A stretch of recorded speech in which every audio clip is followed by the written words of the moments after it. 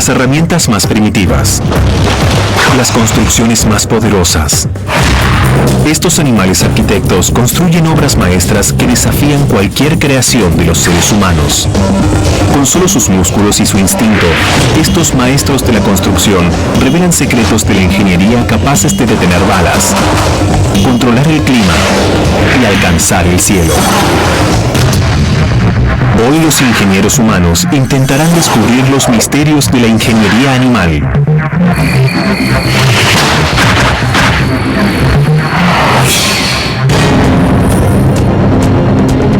Todos los animales construyen hogares, diseñan sistemas de control climático y modifican el medio ambiente utilizando todo tipo de materiales, desde seda y saliva hasta cera y madera. Todos los grandes ingenieros se inspiran en la naturaleza. Hay mucho que aprender. Los animales construyen infinidad de cosas, como telarañas, también nidos, montículos de termitas. Puede aprenderse mucho de ellos con solo observarlos construir. La araña, experta tejedora de telas. Quizá el animal constructor más habilidoso de todos. Las arañas son los ingenieros más antiguos del planeta. Se encuentran entre los primeros animales en habitar la Tierra y desde entonces nunca dejaron de tejer sus redes. La red más conocida es la telaraña orbital, que se asemeja a un molinete. Se trata de un tipo de tela muy antiguo. Existen fósiles de arañas orbitalares y sabemos que pertenecen a esa especie porque su anatomía es similar a la de las arañas orbitalares modernas. Son fósiles del Jurásico de hace más de 180 millones de años. Desde entonces, las arañas y sus telas no dejan de fascinar a los humanos. Y el motivo está a la vista. Pongámoslo de este modo, es un depredador terrestre que caza solamente presas voladoras y lo hace a la perfección gracias a su habilidad para construir una tela de 2 dimensiones en el aire y capturar insectos voladores. Yo lo encuentro absolutamente fascinante. La araña confecciona esta fabulosa tela de 2 dimensiones con seda. Este material delicado pero muy resistente es un fluido que la araña produce en su abdomen. Este fluido pasa por una glándula que lo solidifica para luego atravesar diferentes hilanderas que lo transforman en fibras de seda. Uno de los aspectos más maravillosos de la seda de la araña es que constituye una de las fibras naturales más fuertes conocidas por el hombre. La araña de seda dorada teje la seda más resistente, soporta 5 veces más tensión que el acero, y lo que es aún mejor, es elástica. Puede estirarse hasta casi un 35% de su longitud original sin romperse. Es una fibra increíblemente fuerte. Para crear una tela, la araña utiliza 4 tipos de seda con diferente composición, resistencia y elasticidad. El primer tipo se denomina seda dragline, que posee una extraordinaria resistencia. La araña elige un punto de inicio como la rama de un árbol y lanza la primera fibra al viento. Es como volar una cometa. El viento transporta este hilo por el aire hasta enredarse en otro punto de apoyo, como por ejemplo un árbol cercano. Una vez logrado el objetivo, la araña sube y baja por la fibra inicial para reforzarla con otras fibras. El resto es fácil. La araña lanza una nueva fibra que cuelga en forma de U.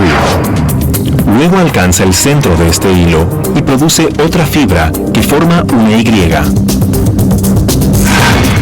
Utiliza este tipo de fibra para diseñar los bordes y los hilos internos de la tela. Mientras realiza esta tarea, la araña hilvana un segundo tipo de hilo llamado seda de unión. Está compuesta por un tipo diferente de proteína y sirve para reforzar las uniones y evitar que la base estructural de la tela se desarme. Luego, la araña teje una espiral auxiliar con una seda especial llamada ampulada menor. Se extiende desde el centro de la tela hasta el borde exterior. Constituye solo un andamiaje temporal para el cuarto tipo de seda, la flageliforme, una espiral adherente recubierta por pequeñas gotas de pegamento. Esta espiral adherente es extremadamente pegajosa y además es muy elástica, puede estirarse muchísimo sin romperse. Y al hacerlo, absorbe y disipa la energía de un insecto volador al aturarse en la tela. La visión de las arañas es deficiente, pero logran localizar e identificar a su presa gracias a las vibraciones que se transmiten a través de las hebras de seda. Las arañas pueden distinguir entre un saltamontes, que es un buen alimento y no constituye peligro alguno, y un avispón, que constituye un buen alimento pero puede ser muy peligroso. Si es seguro acercarse, la araña se traslada desde el centro de la telaraña, su posición habitual, hasta donde se encuentra la presa. La araña la envuelve en otro tipo de seda, una fibra increíblemente fuerte y elástica llamada seda envolvente que deja a la presa indefensa. La telaraña cumplió su cometido, al igual que la pequeña ingeniera que la diseñó. Las grandiosas estructuras que construyen las arañas no son el resultado del aprendizaje, sino el producto del instinto desarrollado por la evolución. Estos maravillosos ingenieros no solo construyen telarañas, sino también puertas trampa. Como su nombre lo indica, las arañas tramperas acechan a sus presas mediante la construcción de una estructura muy diferente. Las arañas tramperas viven en madrigueras. Muchos tipos de araña viven allí, pero las tramperas son especiales porque se ocultan bajo una puerta que cubre la madriguera y la hace completamente imperceptible. Se trata de una puerta trampa. La araña fabrica la puerta trampa con su propia seda y le agrega cualquier material que tenga al alcance, como tierra, musgo, trozos de corteza y hojas. Así crea el camuflaje perfecto para ocultarse y esperar a su víctima. La araña trampera prefiere la noche para acechar a sus presas, ya que se encuentra a salvo de sus enemigos y puede cazar animales e insectos más sabrosos. Se agazapa sigilosamente bajo la puerta apenas entreabierta. La araña siente la presencia de sus presas, hormigas, escarabajos y otros insectos a través de las vibraciones sobre la tierra. Entonces se esconde y espera. Cuando un escarabajo o una hormiga se acercan, la araña sale de su escondite raudamente y atrapa al desafortunado insecto. Lo arrastra a la madriguera, cierra la puerta y se alimenta de su presa sin que nadie la moleste. Los humanos apenas empiezan a comprender los secretos de algo que las arañas tejen instintivamente. La seda es un material increíble. En la actualidad se está investigando cómo es posible fabricarla. Si creásemos suficiente seda, diseñaríamos indumentaria cómoda como un suéter, pero resistente como un chaleco antibalas. Científicos de la Universidad de Wyoming pusieron manos a la obra. Lograron desarrollar 15 tipos diferentes de seda para su posible uso comercial. Inyectan el ADN de la proteína de seda de la araña en cabras que la producen en su leche. El problema de recolectar seda de arañas es que solo están en ciertas regiones y además son caníbales. Elegimos trabajar con cabras porque alcanzan su madurez sexual rápidamente. Una cabra de tan solo 6 meses de edad puede producir leche. Es la única forma de producir suficiente para uso comercial. El proceso de fabricación de seda comienza con la recolección de leche de las cabras. La leche rica en proteínas va del granero al laboratorio. Allí, la proteína de seda de araña se purifica y se separa de la grasa y de otros componentes de la leche. Luego se carga una jeringa con la proteína de seda ya purificada y se la sumerge en una máquina que comprime y teje fibras de seda de araña. Finalmente, se realiza una prueba de resistencia. Se inserta una hebra en una máquina que la estira desde ambos extremos. Al mismo tiempo, una computadora mide la fuerza que se necesita para estirar la fibra hasta que se quiebra. Así los científicos obtienen la llamada curva tensión-deformación que mide la resistencia de la seda. Las pruebas demuestran que esta seda es aún más fuerte que el Kevlar, una fibra sintética más flexible que el nylon que se utiliza en protección corporal. Este nuevo material podría utilizarse para crear ligamentos y tendones artificiales y podría aplicarse en chalecos antibalas y cuerdas de paracaídas. También podría utilizarse para reemplazar las cuerdas que detienen los aviones de combate al descender sobre un portaaviones. En la actualidad se utilizan cuerdas de acero. Un cable de seda de araña sería mucho más resistente y eficiente al momento de detener a los aviones. Los científicos afirman que la seda sintética podría estar lista para uso comercial en algunos años, pero quizás sea demasiado costosa. Para fabricar solo un chaleco antibalas se necesitan casi 3.000 litros de leche de cabra, lo que equivale a la producción diaria de 200 cabras. Aún desconocemos el costo de producción exacto de la seda de araña y la razón principal es que este tipo de proceso no tiene precedentes. Pero sí sabemos que las propiedades de este material superan todo lo conocido y creo que valdrá la pena intentarlo. Retienen el agua, alteran el curso de los ríos y generan suficiente energía para iluminar ciudades. Las maravillas como la represa Hoover representan la grandeza de la ingeniería humana. Pero mucho antes de que los humanos ni siquiera pensaran en que podían contener el agua,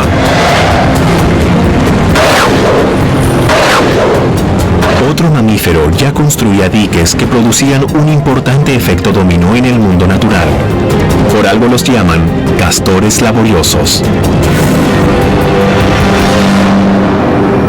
En el reino animal, los castores son ingenieros insuperables. Con excepción de los humanos, ellos son los únicos animales con una habilidad sorprendente para modificar el medio ambiente.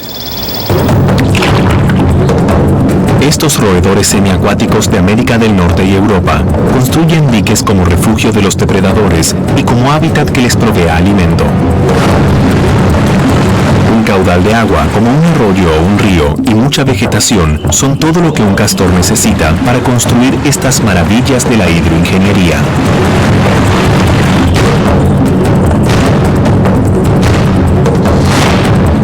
La presencia de un estanque de agua natural o artificial les facilita el trabajo. Como pueden ver detrás de mí, los castores construyeron un dique en un desaguadero artificial. Aquí ellos pueden encontrar gran cantidad de materiales como madera y arbustos, pero además cuentan con un cuerpo de agua que les provee una base permanente para asentar el dique. Para construir un dique, los castores primero talan árboles. Para ello, utilizan una herramienta natural más afilada que un hacha y más confiable que una sierra de cadena. Los dientes son la herramienta más importante de los castores. Sus dientes frontales, los incisivos, son muy grandes, extremadamente fuertes. Crecen permanentemente a lo largo de la vida del castor y nunca se desafilan.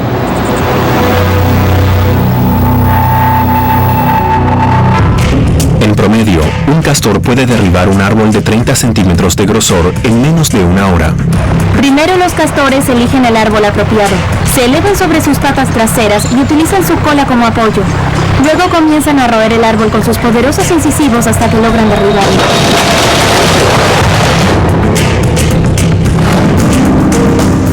Llevan las ramas más pequeñas y luego cortan los trozos de madera más grandes, hasta reducirlos a leños pequeños que puedan transportar fácilmente.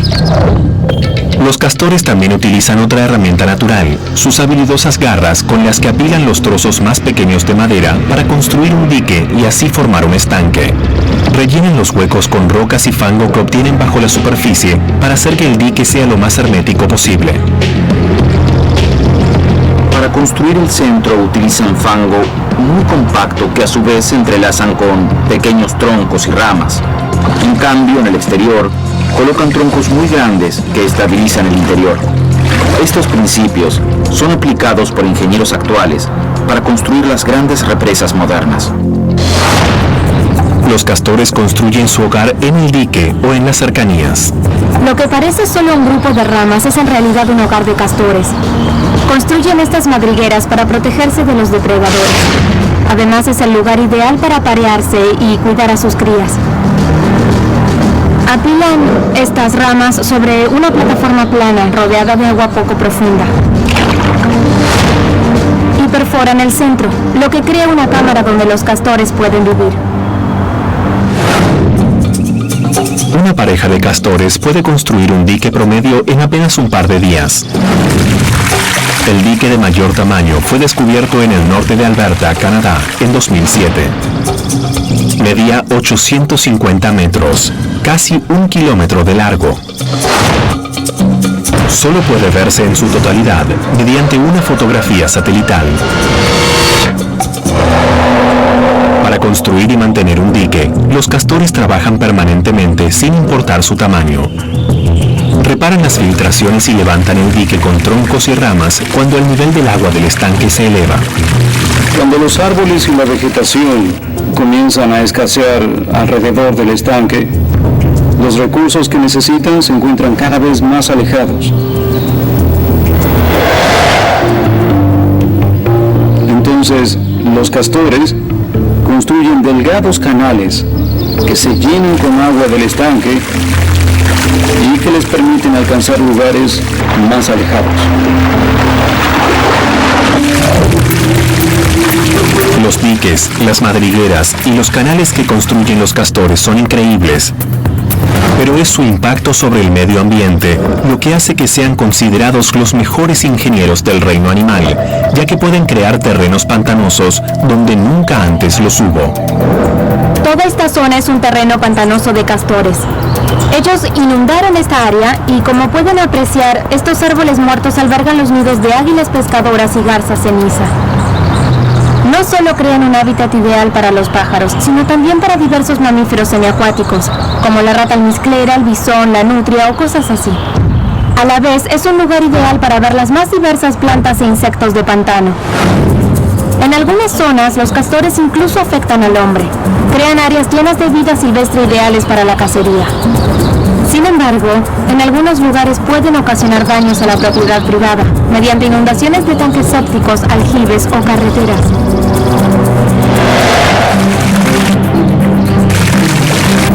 Se suele creer que los castores poseen una inteligencia envidiable, porque pueden construir majestuosos diques en el medio ambiente. Sin embargo, no debemos olvidar que los castores no son tan inteligentes. Es el instinto el que los lleva a diseñar estas estructuras. Los insectos sociales que viven en colonias muy pobladas no solo diseñan estructuras complejas, también controlan el medio ambiente de una forma similar a la de los humanos. Las abejas quizás sean las mejores en esto. El interior de una colmena es un lugar muy activo pero predecible. Y la abeja es probablemente el insecto que cuenta con la distribución natural más amplia de todo el mundo. Y la clave está en la enorme capacidad que tiene para controlar su medio ambiente a través del trabajo en equipo. Las abejas son fantásticas ingenieras. No solo son maravillosas por sus construcciones dentro de la colmena, sino también por la forma que tienen de trabajar. Cualquier arquitecto estaría orgulloso de tener obreras como estas. Y solo trabajan por la miel. Las abejas demuestran su avanzada ingeniería mediante la construcción de un panal, una red de celdas de cera que utilizan para albergar larvas y almacenar miel. Esta maravilla de la arquitectura animal depende de un material de construcción único, la cera de abejas. Cuando las abejas obreras tienen entre 12 y 18 días de vida, sus glándulas ceríferas se desarrollan y segregan pequeños copos de cera. Utilizan sus patas traseras dotadas de pequeñas espinas para recolectar y transportar la cera desde su abdomen hasta las patas delanteras y hasta su boca. Mastican la cera por unos segundos y la ablandan para crear cera de abeja. Cientos de abejas obreras, la fuerza de trabajo femenina de la colonia, moldean y colocan diminutos copos de cera para construir solo una celda.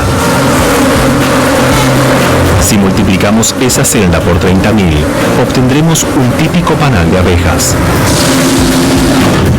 Aquí tenemos un modelo de panal.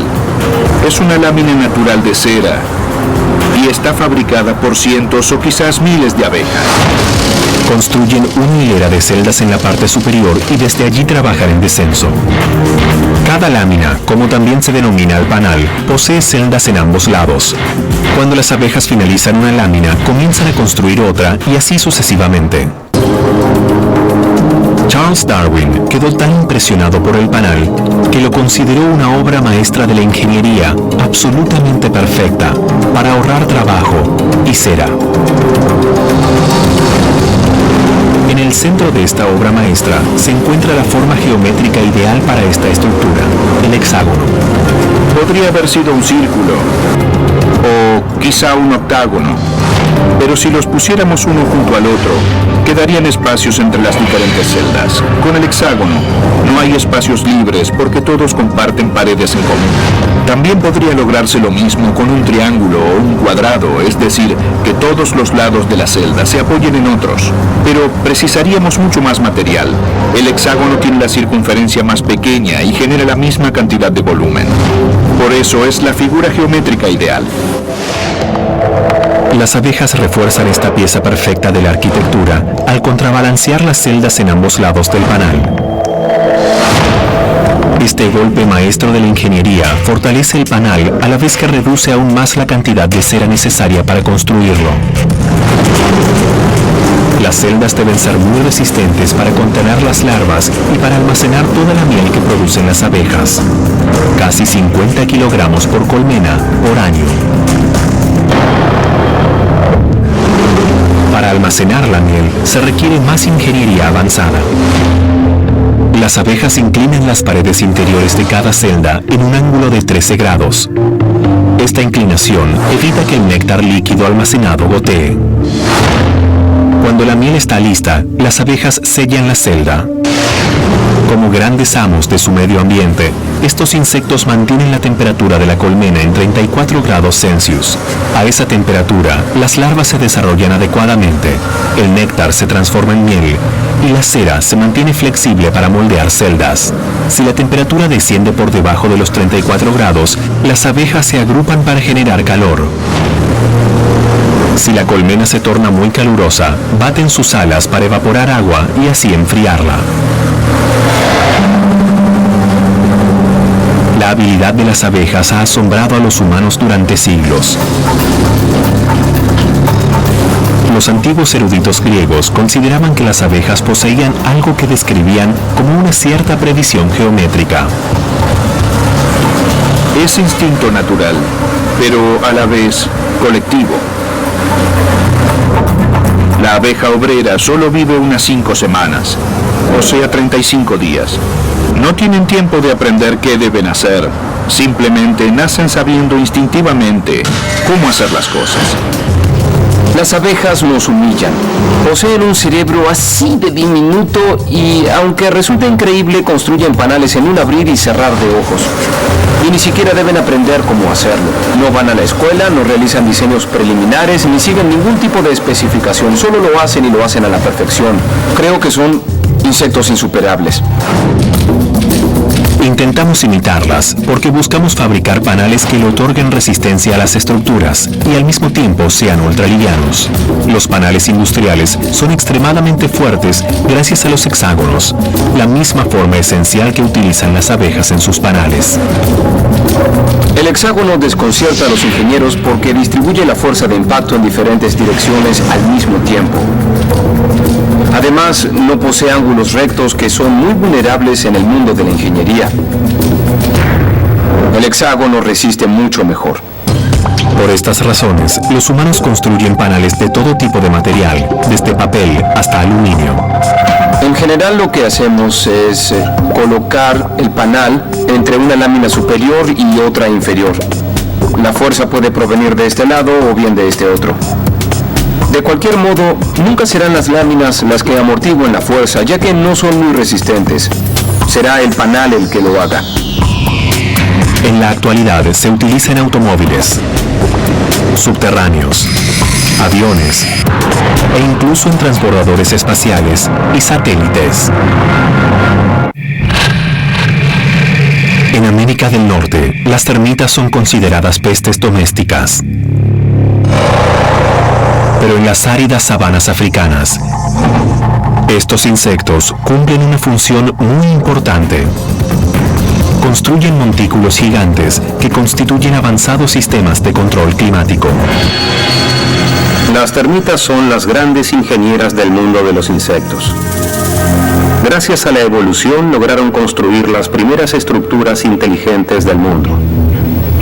Las termitas monitorean todo el tiempo las condiciones dentro del montículo. Están siempre en actividad, miden la humedad, las corrientes de aire y la cantidad de oxígeno disuelto y de dióxido de carbono en la atmósfera. Además, modifican el montículo constantemente para asegurarse de que todas las proporciones sean ideales. Los montículos de termitas suelen medir entre 2 y 3 metros de altura. El más alto alguna vez descubierto medía 12 metros, casi la altura de un edificio de 4 pisos. Si consideramos el tamaño de la termita de apenas 1 centímetro, los montículos son las estructuras más altas del reino animal. La colonia de termitas, una numerosa multitud ciega, construye los montículos de un grano de tierra a la vez. La termita transporta cada grano en su boca, produce una sustancia adhesiva y luego coloca la pieza en el lugar adecuado, como si fuera un avezado constructor. Para entender cómo las termitas construyen sus montículos, un grupo de científicos e ingenieros en Namibia, sur de África, realizan un corte transversal con una pala cargadora. Luego, con la ayuda de la fotografía a intervalos, filman el proceso de reconstrucción de las termitas durante un periodo de 90 días. Durante el proceso de reconstrucción del montículo, podemos observar que las termitas intentan orientarlo hacia el sol. El montículo está orientado hacia el sol porque las termitas construyen sobre el lado más cálido. Namibia se encuentra en el hemisferio sur y el sol predomina en el norte. Por eso, los montículos se inclinan hacia ese punto cardinal. Las termitas movilizan 1 tonelada métrica de tierra cada año para construir un montículo y se aseguran de que cumpla su función principal: capturar el viento para generar ventilación. Si el aire no ingresara en la compleja red de túneles, las termitas morirían. Ellas viven en grandes nidos justo debajo del montículo. Allí la reina pone sus huevos y la colonia cultiva huertos de hongos, su principal fuente de alimento. Si viviéramos bajo tierra, con certeza moriríamos por falta de aire. Pero estas termitas logran sobrevivir porque el montículo actúa como un gran pulmón para toda la colonia. Las termitas modifican continuamente el montículo para hacerlo más confortable. Realizan nuevas aberturas en la superficie, a la vez que cubren otras. Además, modifican los conductos internos según la dirección del viento y de la lluvia. Buscando comprender mejor este proceso, los científicos que trabajan en el sur de África realizan descubrimientos asombrosos. Este estudio sin precedentes consiste en moldear con yeso los túneles internos y la pared exterior de un montículo activo de 3 metros. Con una cortadora gigante, realizan cortes de 1 milímetro en el montículo de yeso. Se fotografía cada corte para crear lo que el equipo de científicos llama vista interior, una perspectiva visual de los conductos del montículo, aquí en blanco, y el nido que yace debajo. Una de las ventajas de realizar estos cortes es que podemos comprender mejor cómo los delgados túneles que comunican con la superficie capturan el viento.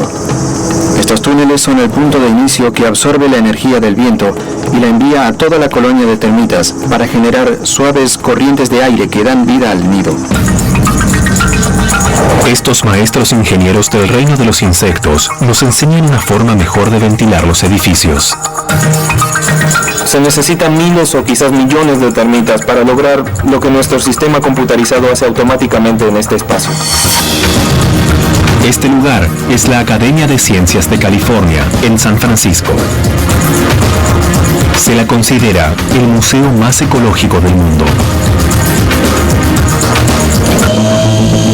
Esta distinción se debe en parte al innovador sistema de ventilación. Se destaca por su impresionante tejado vivo, casi 2 hectáreas de plantas nativas y montículos artificiales diseñadas para mantener fresco al edificio y ahorrar energía.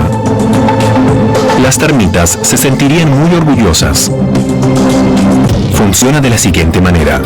Los sensores monitorean la temperatura interior del edificio, los niveles de dióxido de carbono y el ambiente exterior.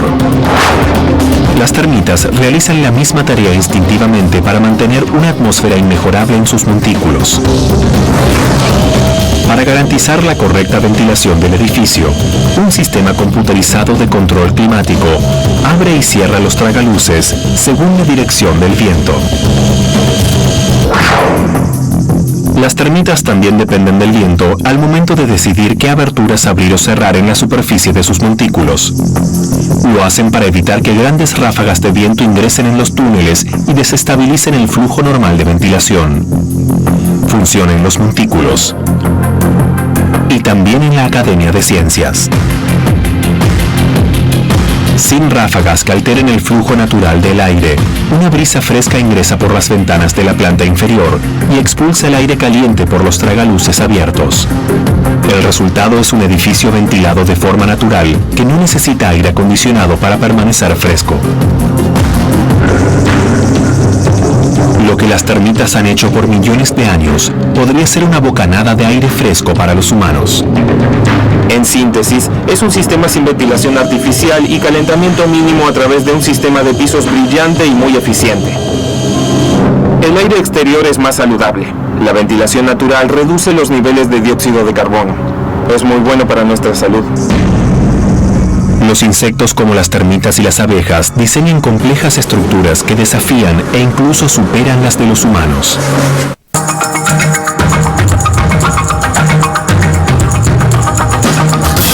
Las construcciones son necesarias para sobrevivir.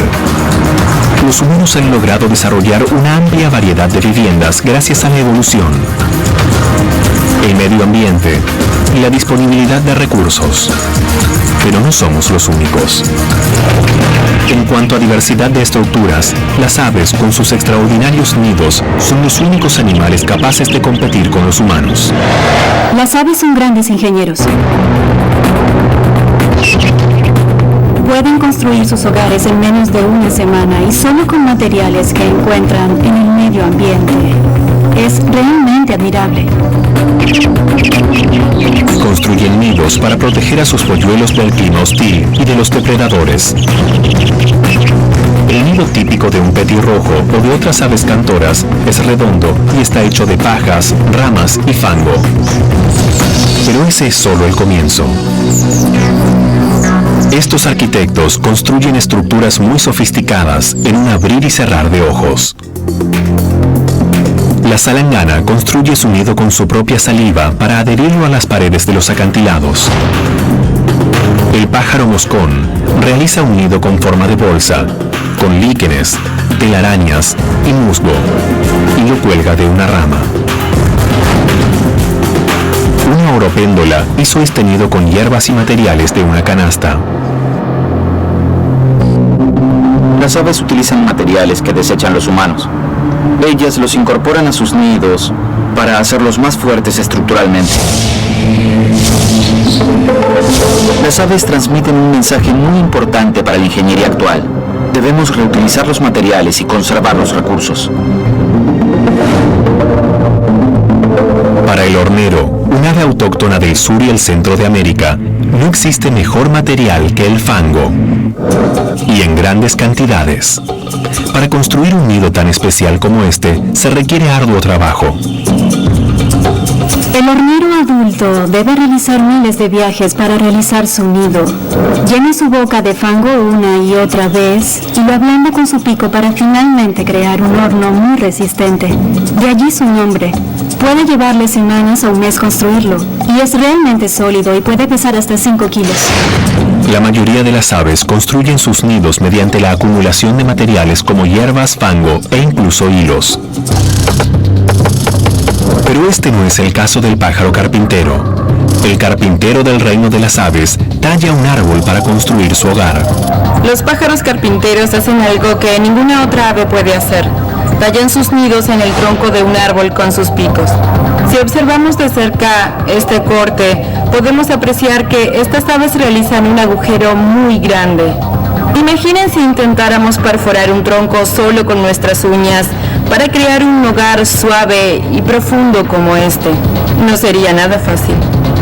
Pues bien, el pájaro carpintero lo logra gracias a su fuerte y robusto cráneo y a su firme pico que le permite picotear este tronco y descascararlo. Necesitan picotear el tronco cientos de miles de veces para construir un solo nido.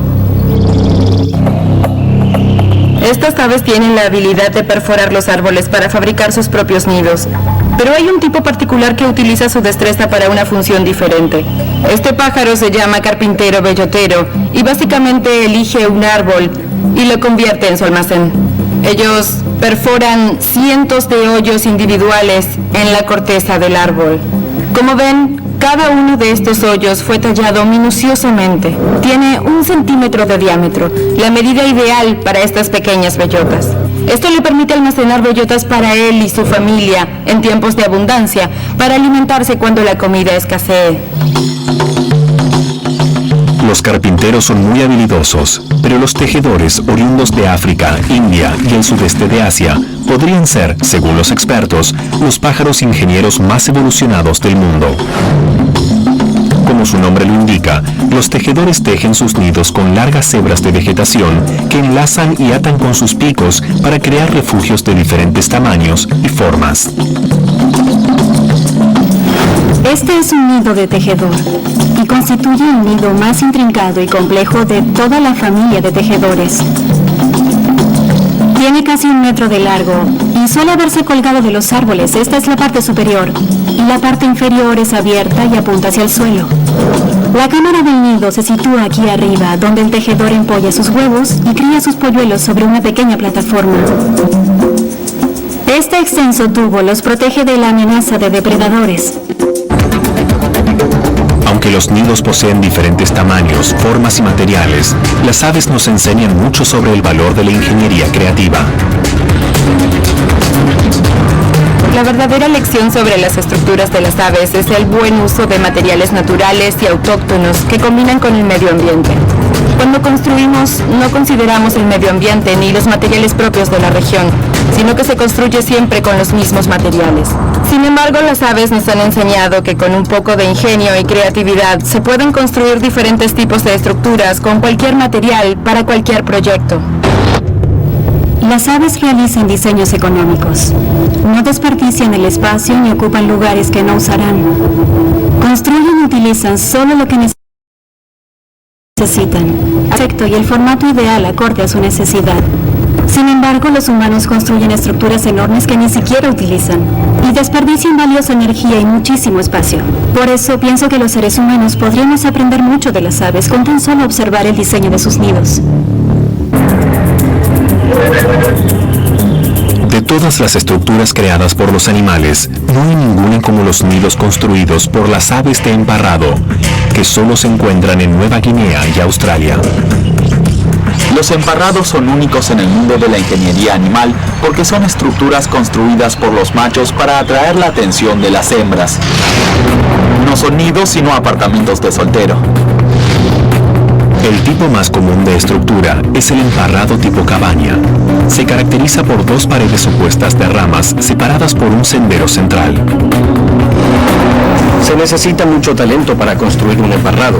Estas aves no alcanzan la madurez hasta los 7 años de edad, así que tienen mucho tiempo para practicar el cortejo y la fabricación de emparrados.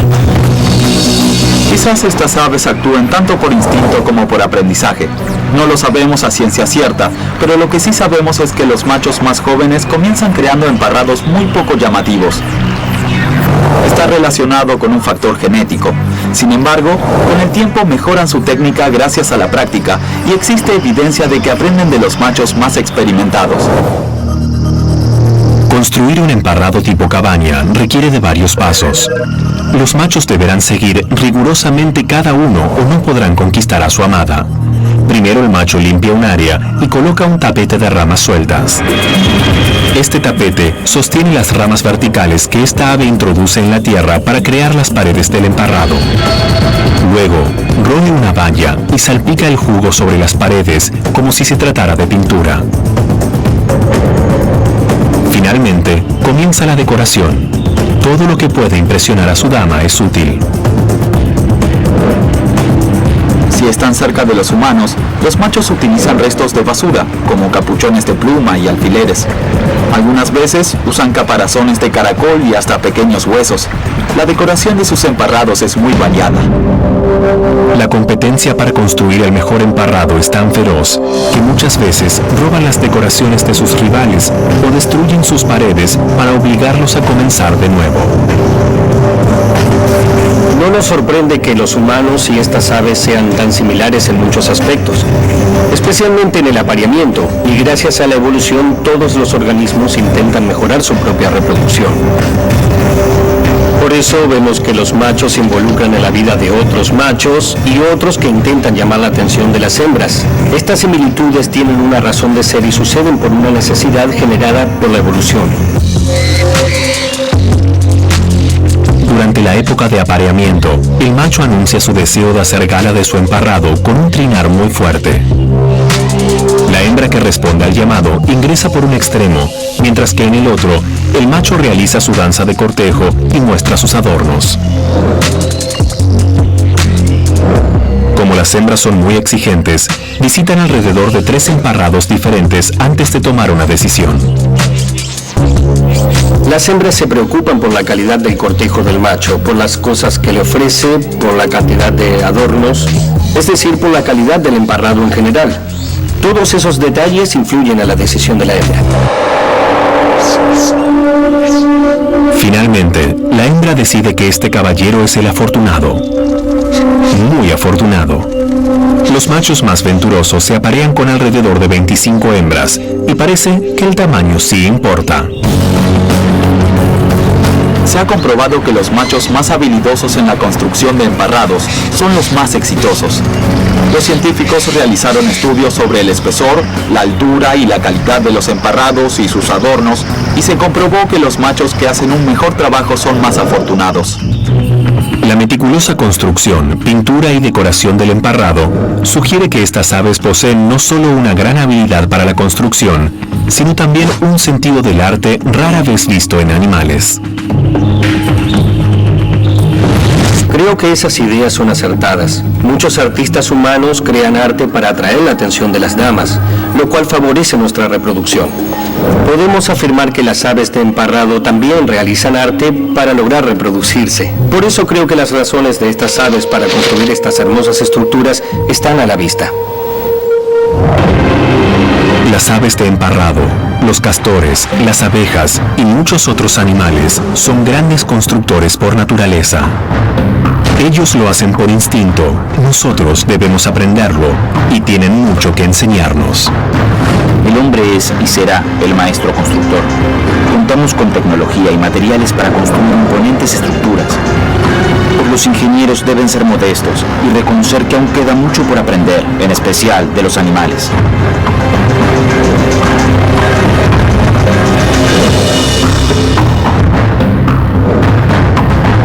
Doblado al español en Civisa Media.